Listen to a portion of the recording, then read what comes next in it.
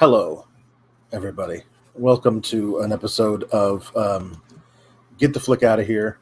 I say an episode. Who knows? Episode 21. Can't do it because we're not going to show feet. So we're not. Yeah, there you go. 2-1. There you go. Fantastic. I'm under the weather, but I'm going to push through because I'm a professional. But yeah, and also it's perfect timing. Because I feel like death. So You do. I will be a corpse talking about a movie with a corpse, and hopefully I will be as funny as the corpse in this movie. But I'll be able to talk. A corpse that's like the living dead. Boy, that shit reminds me of a flick that I once saw this week, especially. Yep. So yes, the case said, "What are we watching this week?" I said, "Well, it's not quite yet time for Schlocktober, and the episode of The Floor Is Lava that we're supposed to watch doesn't come out until the 30th. So, how about Weekend at Bernie's?" I didn't know at the time I was going to be really sick, so I wasn't like being clever about it. However, I will say that everything I remembered about Weekend at Bernie's that made me go, "Let's watch this. This will be crazy," actually happened in Weekend at Bernie's 2. So what did we do? We watched Weekend at Bernie's 2 as well as Weekend at Bernie's 1. And we're going to talk about the overall picture of this franchise. The movie starts, the first one. It's very funny to me how they're actually trying to make a good picture. Like, that's the thing about it. It's so funny is that they don't like. It's like they really tried. The first scene is introducing us to Jonathan Silverman, who is Richard, yes, and Andrew McCarthy from Mannequin, who is Larry, and they are two young underlings working at an insurance firm in New York, and they are going into work on Sundays because that's what you do when you're the underlings. You put in the extra hours to get noticed. But they are in the fraud prevention team or whatever, and they're trying to figure out what's wrong. Why are the books all wrong? What's going on here? But the thing of it is that this is that's a scene by itself. But the filmmaker, and I can't remember the guy's name, I'm not going to look it up right now, decided to set the whole thing during a crazy late August heat wave in New York City. So there's a whole bunch of little details that help you, that make it feel like an actual time and place as opposed to just like a random occurrence. And when they finally get to the office, because they've been walking, because neither of them have cars, they've been walking for a long time, past like kids playing in fire hydrants or whatever.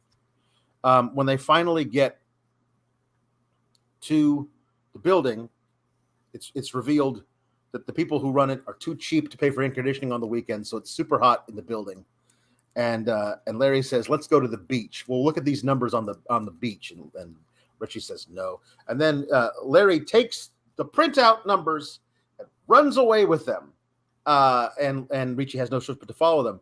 The next time we see them, they're seating in these chairs, but they're not at the beach. They're on the roof of some building. And it's so hot on the roof that all the tar on the top of the building in Manhattan has melted. And there's also like a little tiny inflated kids pool. And it's taking these two young, very talented comedic actors and throwing a situation at them almost as though it is an improv experiment. And it's like, okay, now play the whole thing. Play the scene. We're not going to add any lines about it, but play the whole scene. It's 115 degrees out, and you're on top of an apartment building, and the tar is melting, and now go. And they knocked it out of the park. Honestly, I was like, well, see, these are two very, very talented individuals. This is all going to work perfectly, I think. The thing of it is that that's they didn't do much of that for the rest of the movie, and I was like, okay, well, you found a way to like specify some fun stuff and help us kind of get to know who these people are through that, and it was almost like an acting exercise, but they didn't do that for the rest of it, which is kind of odd. But they find the problem, which is that somebody paid out a life insurance claim 4 different times for $500,000 each, the same claim. Oh, that somebody made a big mistake. Maybe it was just a computer error. But we're going to take this to our boss. Their boss is Bernie Lomax.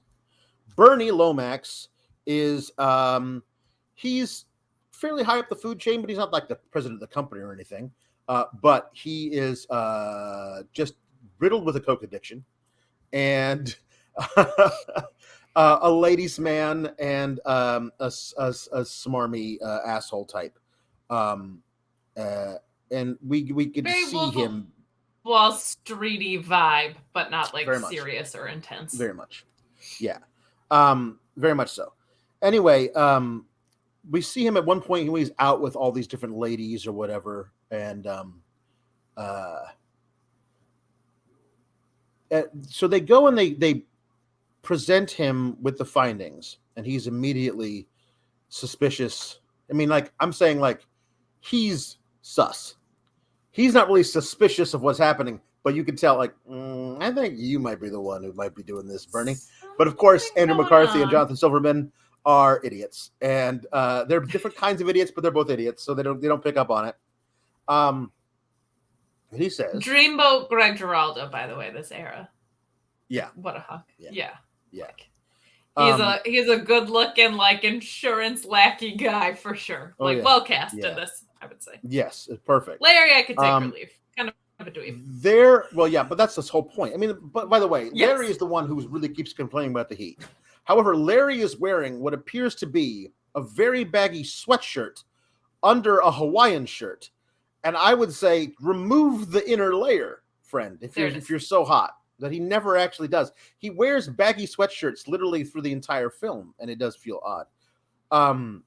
But there is Gwen, I think, who is an intern, college intern. I guess I'm putting these guys' ages at below 25 simply because I need it needed to not be weird that Jonathan Silverman really wants to bang the college student. I need her to be like, it's her senior year. She's going into her senior year. So she's 21 tops. And I need him to not be 30. I just need that for me, just because.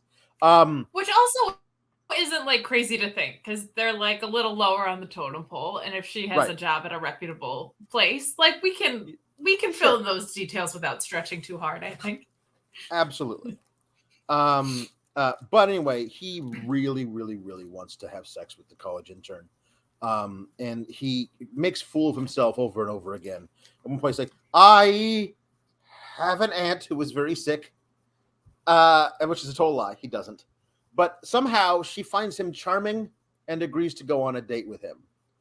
And they go to a hole-in-the-wall, like, combination Jewish food and Chinese food place. And they were like, well, I mean, we could go back and hang out at my apartment, but I have 5 roommates. Let's go hang out at your place. Of course, he lives with his parents. So he's like, yeah, that'll work.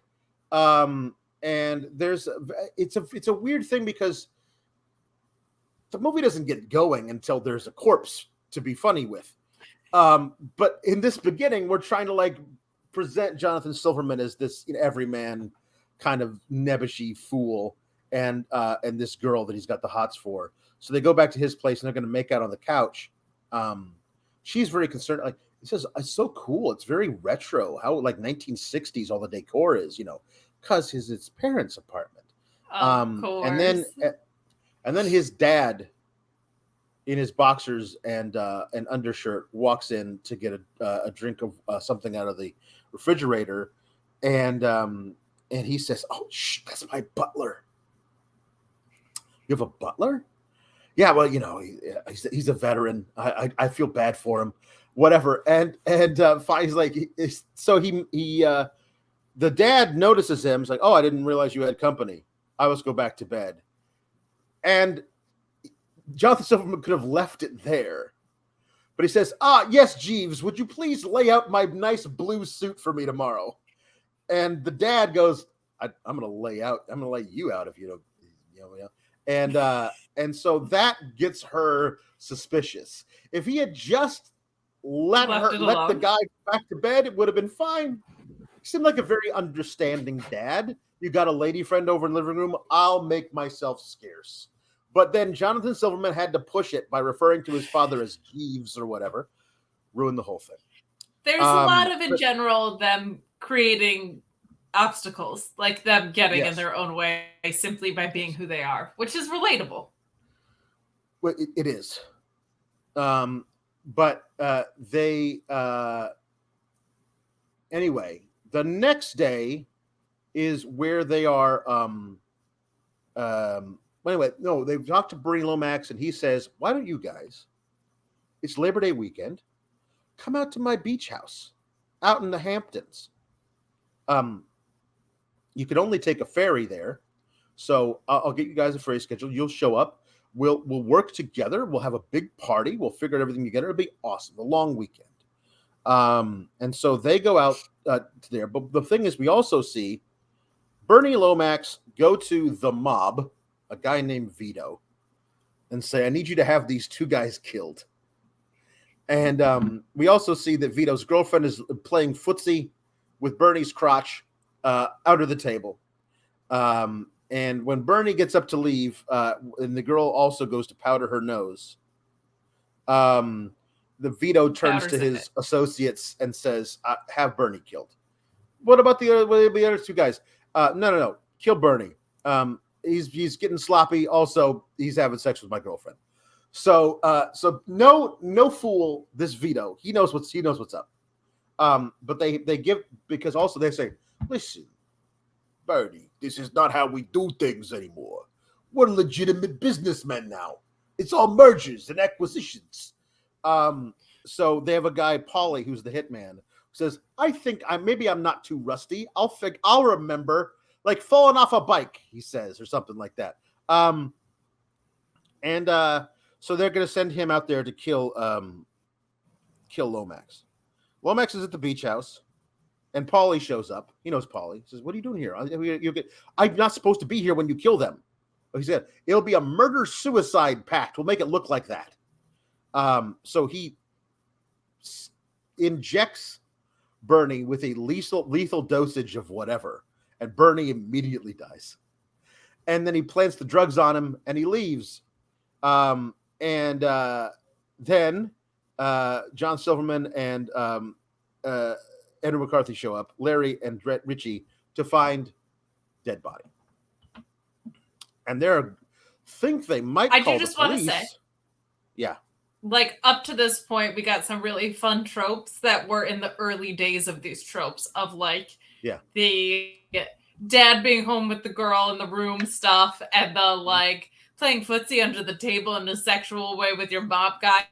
It's like very tropey, but like early in the days of these tropes, I feel like. So like and perfectly suitably done. So I can forgive those tropes because I was like, I feel like these were kind of in the age of establishing these tropes, so I'll take them. Right.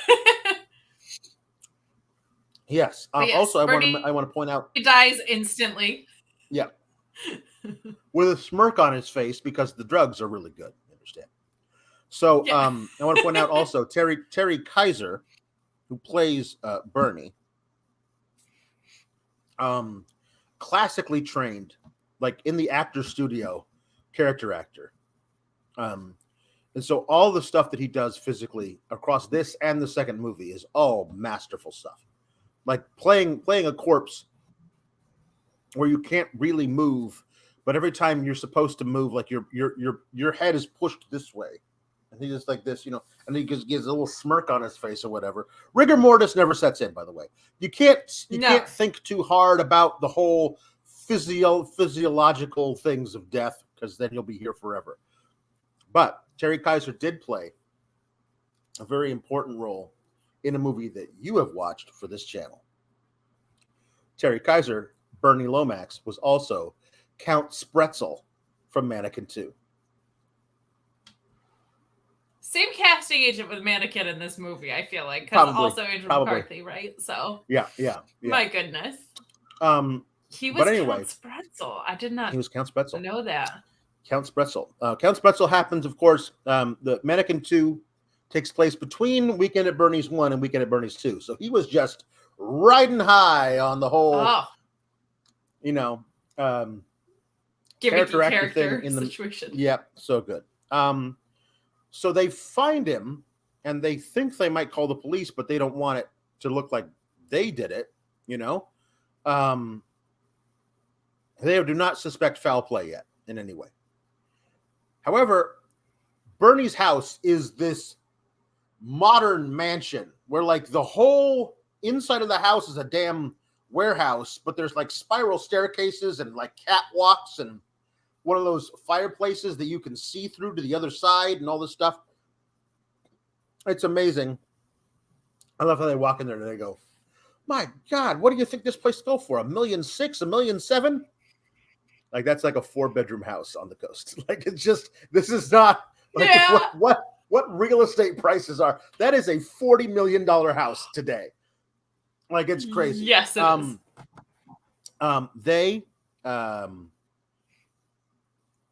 They were going to call the cops, but there is a roving party that just goes through the Hamptons all the time, apparently.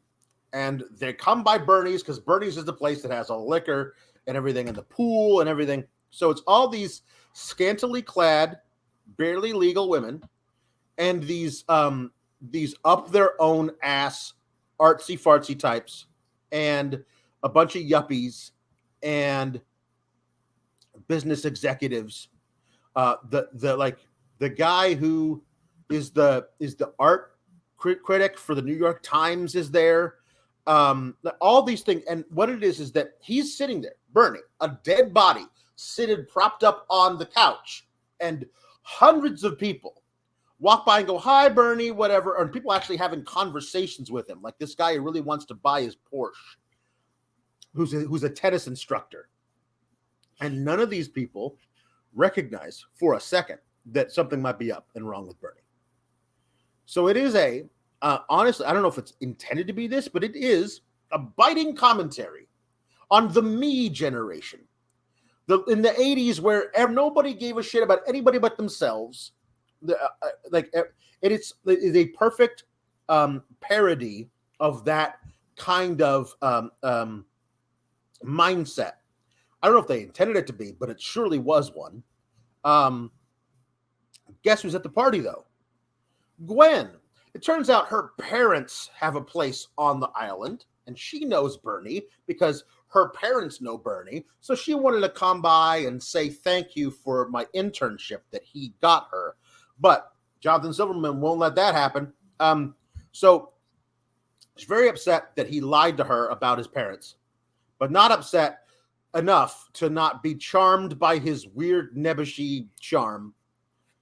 And so they go walking on the beach, and they go up to a lighthouse, and he looks at the lighthouse too close and falls through the trapdoor and down a flight of stairs, but he's fine.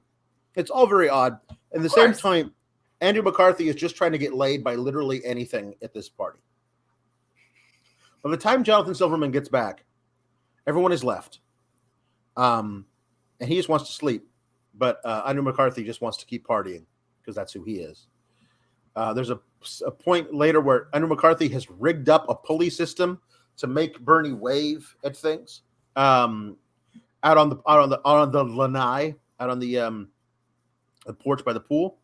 And I don't know, like, we'll call the cops eventually. We're having too much fun hanging out, drinking Bernie's liquor, and partying with buxom co-eds. And then, when is this? At some point, Vito's girlfriend, also Bernie's girlfriend, shows up to kill Bernie because she thinks he's there with another woman. So she goes into the bedroom and she's like, "Oh, this is going to be great."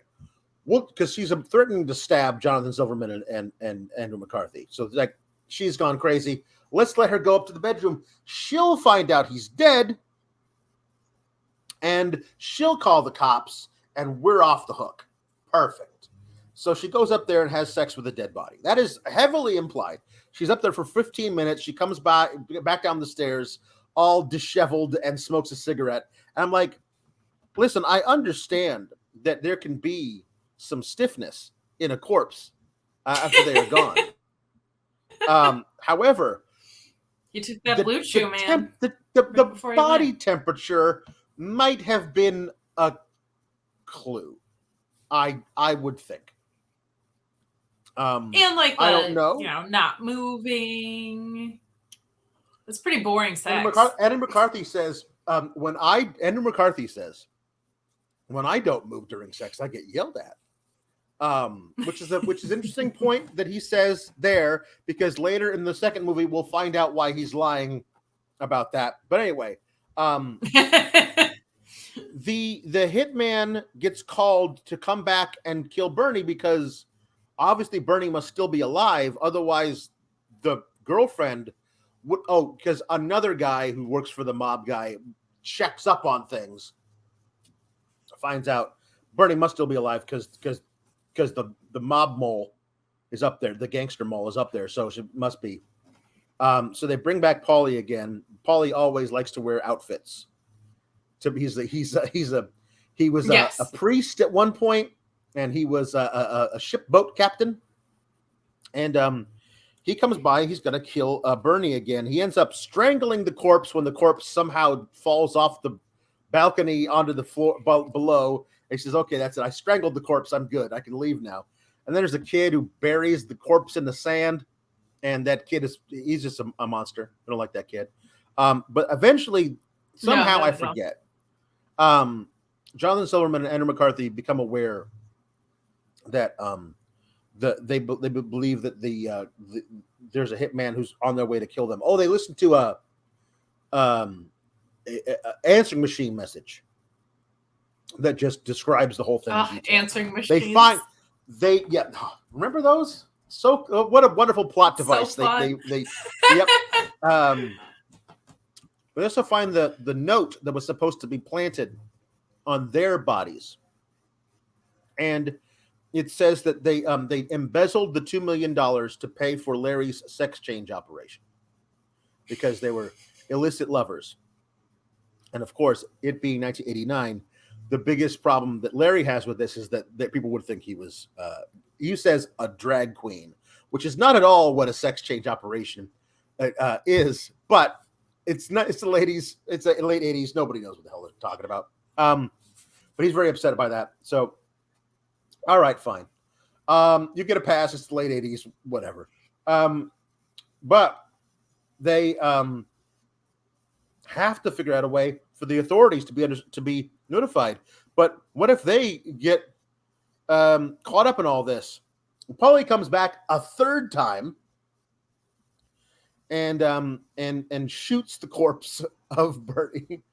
And then there's a chase scene, and he gets and Larry, by the way, does a fantastic job. Wraps him up in telephone wire. The cops eventually show up. They arrest Paulie, who believes that somehow Bernie is immortal and cannot be killed, and he's gone insane. They take him away in a straitjacket, lock him in a rubber room. Everything works out great. Like Gwen, who was also menaced by the psycho killer, she and Jonathan Silverman are obviously a match made in heaven, and he's going to go and stay, of course, at her place, or the parents' place on the island, until she has to go back to school. Larry's just going to hang out at Bernie's beach house because that's not a scene of a crime, multiple crimes, and the police are just going to let him stay there. I'm sure. But there's another little gag where gurney that Bernie's dead body, Bernie's gurney, is on a Burn incline gurney. and rolls down and So into good. the sand, where he falls out of it and tumbles and lands like kind of like this. And somebody walks by and goes, "Hey, Bernie, great party last night. See you later." And they realize that the corpse of Bernie is propped up, seated behind them, and they run away. And then the little kid comes by and buries him again. I feel What like a weird I didn't little miss too shit much. that kid was. He was. I feel like I didn't miss too much. No, right? that was a really good summary. Like, I think it's kind of trickier with this movie because so much of the nuance is in the acting performance of Bernie and to a lesser extent the mob guys and Greg Giraldo and Andrew McCarthy. But like Jonathan all Silverman. of the magic. I'm sorry. Jonathan Silverman. Oh my God. I do that all the time. They do look alike. They do look alike, but no. I do that with them, and for some reason I do it with Michael Bublé and Josh Groban, and they don't look alike. I don't know why I do that, but I do that. I flip them. Like so much of this movie is in the nuance of just like the fact that they're basically playing with this corpse like the entire movie. So it's like you have to see the hilarity unfold in the way, because like we could sit here and summarize it and analyze it, but like you just have to see it. There's just so much physical gags of how do we move this corpse from this place to this place? It falls down the stairs, all these things, right? And like kind of a daring little thing, because this was 1989, you said? Like this was a daring attempt at a movie. Yeah. So definitely does not, it is a summer comedy sex romp kind of a thing with these two guys in their early 20s, but just add a dash, a smattering of comedy corpse, like, and it worked. But that's where the thing leaves off there. Ultimately, so much of the movie, honestly, is that first party. Like a third of the movie is just that party and all the shenanigans going around it. When I was watching, I was like, what am I missing? And I realized, everything that I know of this thing is from Weekend at Bernie's 2, which is the first of the two movies I saw at like 14 years old. I didn't see Weekend at Bernie's 1 until I was probably like a freshman in college. But I saw Weekend at Bernie's 2, and I didn't know what the hell I was watching, because Weekend at Bernie's 2 is this. I think it must be not dwelled upon for too long, but Weekend at Bernie's 1, 1989. Weekend at Bernie's 2, 1993. The movies take place within a week of each other, which is an odd thing to do. So much time has passed, but for us, but not for them. It's like immediate. I guess because you're dealing with but actually no, because with the plot. But I will say, having watched these both at the same time again, it does feel like the first one's almost just like a prequel to the second one. Like so much more happens in the second one. Like it's kind of crazy, but I think it's kind of fun that they were like, we're gonna do a sequel. Right. So I always thought in the first movie it was implied that Bernie was laundering money for the mob, right? Business acquisitions and mergers and whatnot. Right. But in the second one, he was laundering money for a drug cartel in the Caribbean, and I guess he could be doing both, but he also didn't launder it very well because he took it out in cash, which is not how you don't want these. You don't want the funds to be available for somebody to find. You want them passing through bank accounts and other things. That's the best way to do that.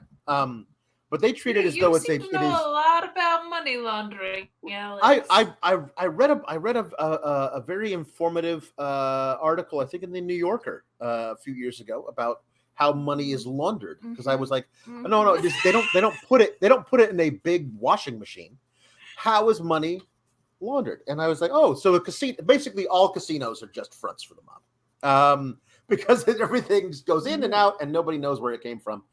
Anyway, there's also a fantastic conspiracy theory that mattress stores are all fronts for money laundering because nobody needs that many mattresses. There's like 75 mattress stores in your town. Nobody needs that many mattresses. Why are we doing this? So anyway, that's an interesting theory. It's unsubstantiated, but it's a theory. The thing about this is that it starts off with them identifying the corpse in the morgue, establishing that people think that Larry is Bernie's nephew, which will definitely come in handy later. And then there's also the cartel needs to get Bernie's body to the U.S. Virgin Islands. I thought it was the Cayman Islands. Honestly, it's just random Caribbean place, but it's the U.S. Virgin Islands. Caribbean islands. Yeah. And so the cartel goes to a Mobu, which is a voodoo priestess of some kind, and she takes these two underlings who work for her or the cartel. I'm not really sure. It's never really established. There are Henry and James. Henry and I forget what the other guy's name is. But there's these two black fellas from New York who are tasked with taking a voodoo doll and some very explicit instructions with them from the U.S. Virgin Islands to New York and doing a voodoo curse upon the corpse of Bernie Lomax so that Bernie Lomax will be reanimated and come down to the U.S. Virgin Islands and show them where he hid the money. I'm not making up any details there. That's a thing that happened. So that is the plot of the movie. Yeah. Yes. Yeah. So this is also where we find out that they the president of the insurance company fires Larry and Richie. Does not give them medals for finding this fraud or realizing it was Bernie who did it. The president company and Barry Bostwick, who played the mayor on Spin City, is Hummel, who is the lead internal investigator for this company, believe that somehow they are involved in the theft and concealment of said funds. So they fire them, and I guess they want to get their jobs back or not go to jail or something. So they're going to try and figure out where this stuff is found. So they hack into the computer system at a building where they were fired from, and just to find out what the hell is going on. There's a safety deposit box. Well, because Larry now has Bernie's personal effects, including his wallet, so he found a safety deposit box key in Bernie's wallet for the U.S. Virgin Islands. So at the same time, right. James and Henry, or whatever their names are, steal the corpse from the morgue and are walking down the street of New York with it in a shopping cart. And we need to find a secluded place where we can perform this ritual. So they duck into an adult movie theater and do it in the men's room. And I don't know why, but that's a thing that happened. They lose the chicken. They're supposed to bring a chicken to do the thing because you got to kill the chicken, I guess, to do the thing. And the chicken runs away. It runs out of the men's room when somebody opens the door. I mean, honestly, who amongst us hasn't had that happen to them? So they lose the chicken. So they get a pigeon and they do the ritual with a pigeon. And I guess because it was a pigeon and not a chicken, the corpse only will move if there's music playing.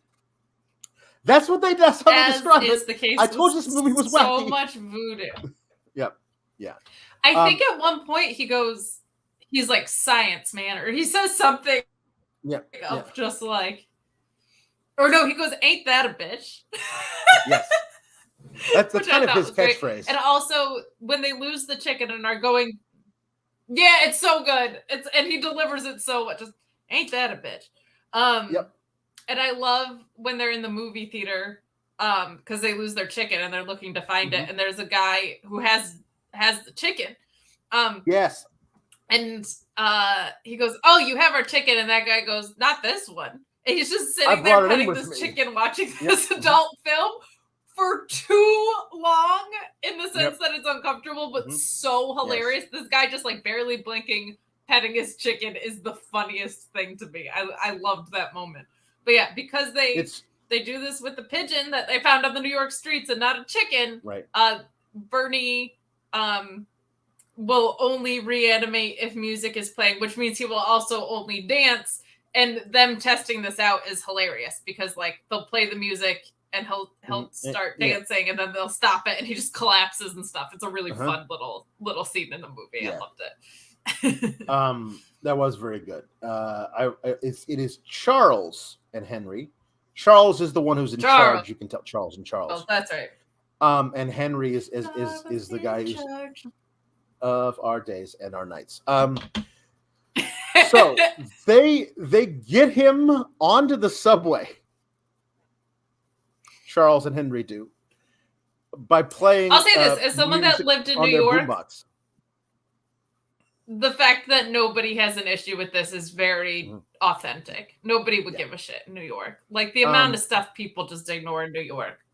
Oh, but somebody on the subway steals the boombox at the next stop, and they get off to run after the boombox, forgetting they've left Bernie there alone on the subway. And then the boombox is gone. It's just, you never get it back. So they blame each other and have a big fight, and which they are arrested for fighting on the subway platform. And Bernie goes back to the morgue, which is convenient because Larry and Richie break into the morgue so they can steal him themselves. They pack Bernie into a suitcase. Of course. Yes. Because you can do that with a corpse. And they get a flight to the Virgin Islands and with Bernie's credit cards because Larry has those. And then they put everything, they get the resort and everything. And Larry, Richie is poring over all of these notes to try and find out how they're going to do this. It doesn't feel like there's a lot of numbers you got to go through. He comes up with a plan with like, we're going to wrap up Bernie's face so it looks like he's got a toothache in a movie from 1925, and we're going to put a hat on him and a trench coat, and then Larry will put his arm through Bernie's sleeve and sign the documents for him. But the thing I did love was that he put his left arm through Bernie's right sleeve to sign the documents. Yes. And the guy at the bank did not notice, which I thought was funny. Didn't notice at all. But before that happens, it was at this point in the movie that I said they should just get new jobs because there's no proof that this happened. Like there's no proof that they're directly linked to the fraud. So I was like, you should just get new jobs. But that would kind of ruin the entire. It's also movie, it's pre-internet. It's not like this would show up on LinkedIn. Yes. Just move to LA, get a job at a different insurance firm. Nobody's gonna know. Okay. So at some point in here, Larry sees a girl on the beach and decides he wants to make time with her. This girl agrees to have a dinner with him. I don't know why, but then immediately regrets that by the end of the date, which we don't see the date, but she hates him by the end of it. But he concocts a scheme to get the taxi driver to drive away without him, and then we find out that her father is really into voodoo. He's not a voodoo guy. He just reads about it. So he knows things. So is here where she tells him, if somebody gets a spell cast on them, you can reverse it back on the person who cast it. This is information we're going to need later. Bernie, at one point, there's music, and he escapes from the fridge. They packed him into a fridge, like a mini fridge, and he escapes from the fridge to go out and do a conga dance. And this is while Jonathan Silverman is basically asleep, and Andrew McCarthy's out on this date, and there's a big fight the next morning. You were supposed to be here guarding Bernie. I didn't know I was going to have to guard a dead man in a 2-foot refrigerator, which is a great line. Oh, by the way, Hummel is here too. Hummel is also trying to find it. The Henry and Charles got out of the clink, and they booked a ticket. They're in the Virgin Islands. At one point, they gain custody of the corpse just by happenstance. They've been driving by it. And then Andrew McCarthy and Jonathan Silverman take it out of the back of their Jeep. They wind up getting somehow they get brought to the Mobu. I forget how this happens. And the Mobu gives a potion to Jonathan Silverman that he drinks, and now he's poisoned. And if he's not given the antidote by sundown, he's going to die. So you need to bring the corpse wherever the corpse is here. I forget. And get the money. Get the money. They say get the money. I don't know why they wind up there. Who cares, honestly? But they along with the help of Claudia, who is the girl who hates Larry, but wants to help them for some reason. They concoct an idea. Which is once they realize that it's the music that makes him walk, and somehow the music is leading them to the money. The money is under the ocean, so that's not going to work out for them. So he can't hear the music from under the ocean, so they give him a Walkman. It's a waterproof Walkman, which I didn't know existed in 1993. Or 89, because that's when the movie's set. But they use it, and he walks. It's actually a very clever scene where he's just. I should mention also, this is how he walks.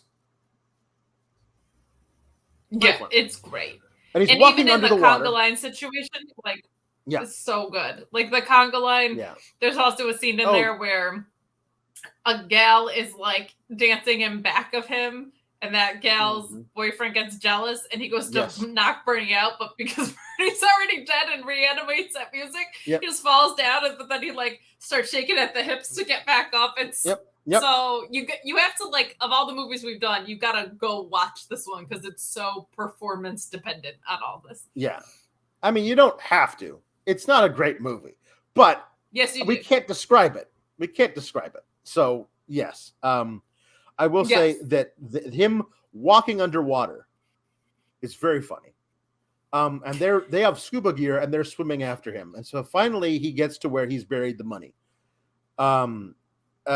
It's unfortunate we never get to talk to Bernie about why he chose to do this, why he chose to take $2 million. Actually, we'll find out later, $3 million out of the bank in cash and bury it in a suitcase 50 feet under the surface. That's never actually, I don't know why that is, but when they find it, because apparently this is part of the curse, he grabs the suitcase out of the ground, and he won't let go. So they can't get him to let go of it. And at one point, Larry, who was swimming with a spear gun, because why wouldn't you, honestly, accidentally shoots Bernie through the head with a harpoon thing. But he's immortal.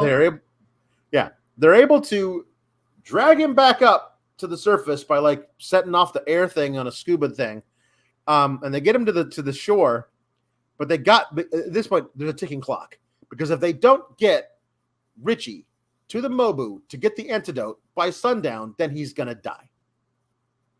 And for a while, I had forgotten that detail. And I just thought he was he got the bends from coming up too fast, and he was just being a little bit of over dramatic about things. But no, he's actually dying from the poison. So they think we're going to hitch a ride on this horse and buggy thing, but all the tourists on the horse and buggy run away, and even the guy who's running it gets on the horse and rides away because it's a dead guy. And so they have a great idea. They're going to play music and hook up Bernie to the horse and buggy. Well, not to the horse, to the buggy. And he will pull them from wherever they are to the Mobu. And it works for a while until they get to a hill and they start zooming downhill. I should also mention Barry Bostwick, for some reason, is doing some touristy stuff down there while looking for them. And he's on a little submarine tour. And he sees out the side of the window Bernie walking underground. So he loses his mind, and they have to have him committed. So the only doctor on the island happens to be Claudia's father. He is brought there to deal with the crazy man. And they're all together with the one policeman on the island who drives away. But that police car sees Bernie in the front of a buggy zooming down the hill, so they all come together by the end. When they're flying down toward where the Mobu is, and Bernie is just spinning like this at the front of the thing because his feet don't touch, so his entire body is spinning like this, and eventually he clocks the Mobu, knocks her over, gives her a concussion, says the doctor. She won't come around for hours, he says. So there's nobody there to give the antidote. So now Richie's gonna die. And says, but Dad, you know all about this. You can turn the spell back on the person who cast it. Yes, I do know that. I could do that myself. However, I would need the blood of a virgin. And this is where I thought it would be funny if he's like, okay, Claudia, I need some of your blood. And Claudia's like, and that's not what they do at all. That seemed like it was being set up for that, or to do that. Yeah. He totally knows and expects and is okay with, which very progressive of him. That his daughter is not a virgin at this point in her life. But Richie's like, oh, that's it. We're all gonna die. I'm gonna die. I'm dead. It's over. And then Larry goes, okay, Doc, just make it quick, because Larry says, take my blood. I am a virgin. And listen, at one point in the first movie, Richie finds Larry completely nude except for his boxers in a darkened bedroom, and Larry keeps going back inside, ostensibly to talk to women in his bed, at least one. So I think that they're rewriting a few things. Remember how also Art says when I lay perfectly still during sex, I get in trouble.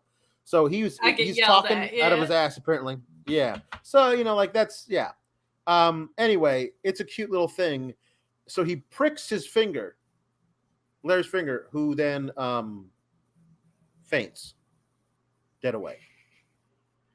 The next shot in the film, everything's fine. We don't show like how to reverse the spell. We don't see the antidote. None of that. The next shot in the film is Larry and Richie seated on board a yacht.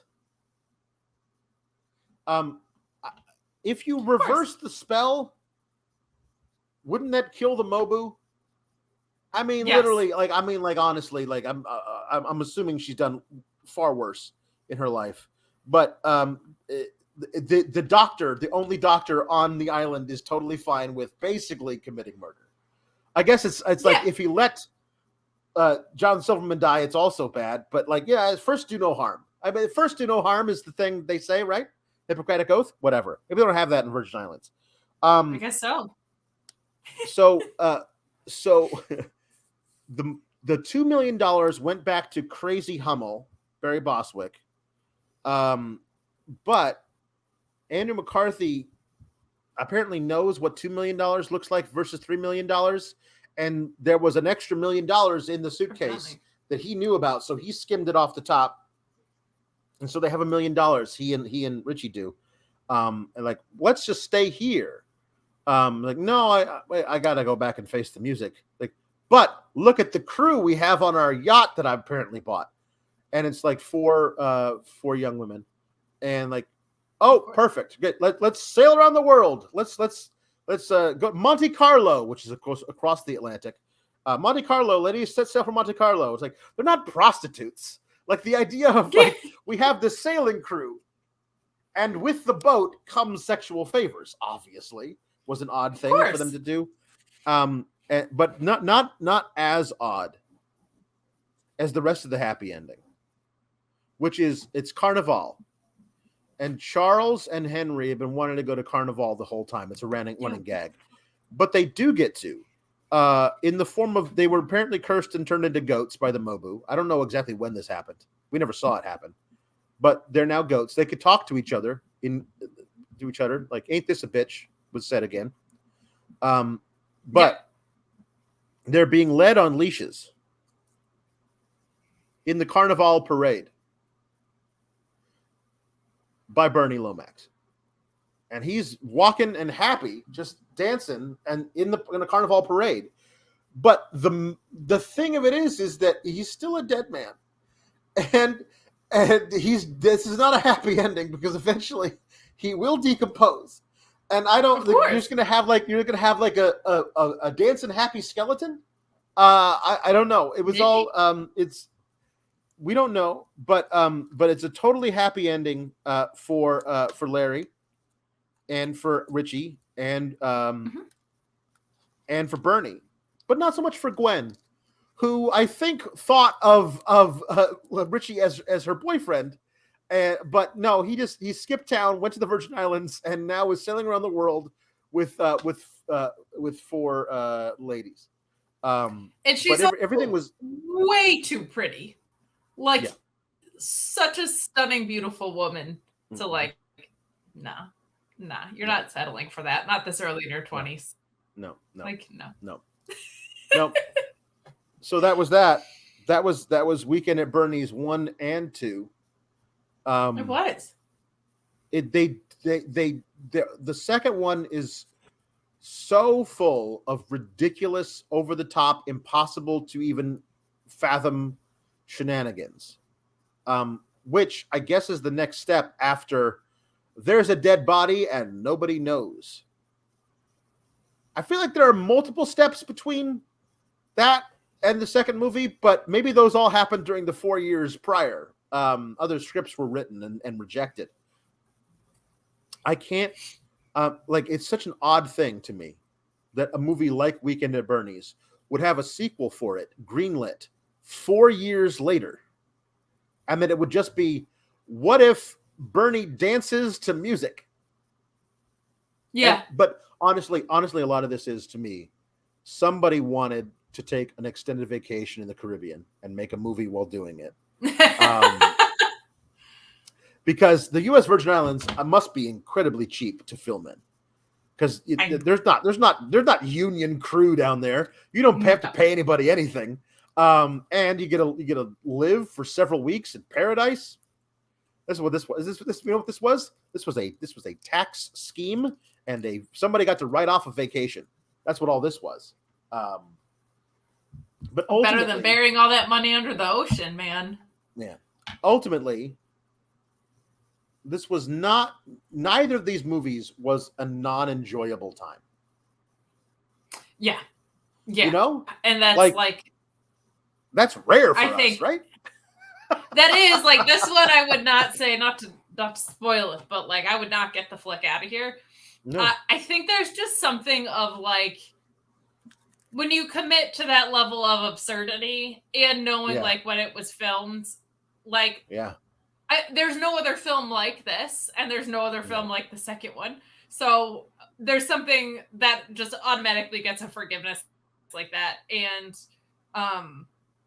Also, we should note that, like, of anything that was filmed, like, in 1989 that we've seen to 1993 or whatever this was a more diverse cast, so that was nice to see, because there's, like, no black people in any of the other stuff that we watched from any of this.